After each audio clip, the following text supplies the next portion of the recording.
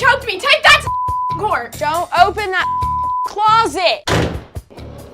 Well, Noelle's mother, Larissa, says her 14-year-old daughter is a beautiful disaster who she cannot control. She says Noelle constantly breaks the rules, brings drugs into the house, and even worse, has stolen her car, backed it straight into a neighbor's mailbox.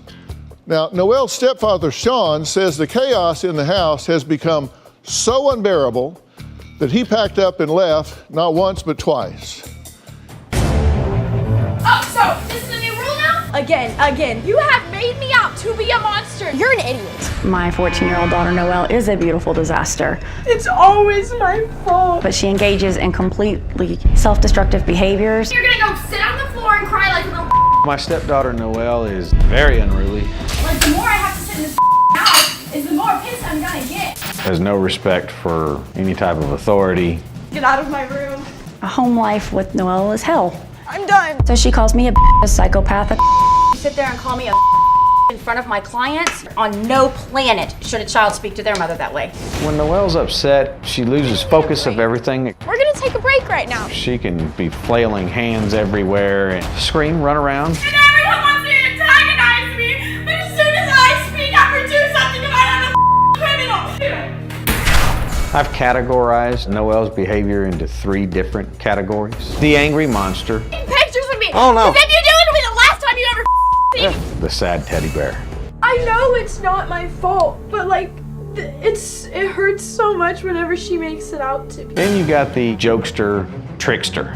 I made out to be the person. Things really unraveled about 3 years ago. She started sleepwalking in the middle of the night. She got in my car one day and started banging her head, saying that the voice was telling her to hurt herself. I took her to a therapist and they told me that I had to put her into a mental facility. After that, the patterns of behavior have just gotten worse and worse. It's not an all-week thing, it's a daily thing. She took alcohol to school in her coffee. She got caught with Xanax in the bathroom. Stepping out onto the roof and smoking pot. There was marijuana in here. It's weed. It's weed. Genius. She posted a video of her friend taking her clothes off online. She stole my car and wrecked it. We took her car and we hit a mailbox.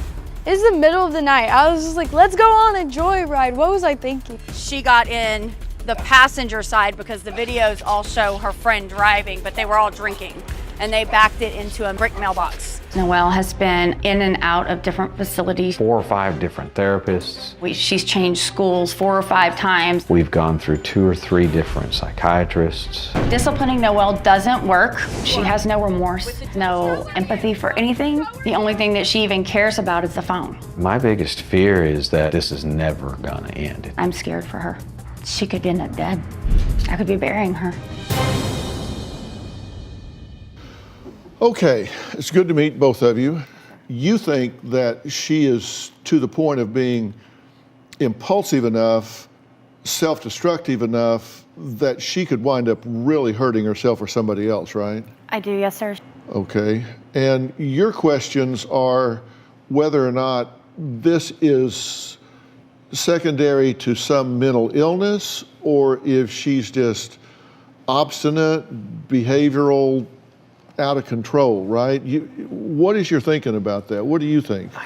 My thinking is black and white, and it's hard to work in gray. And mental illness to me is kind of a gray area for myself.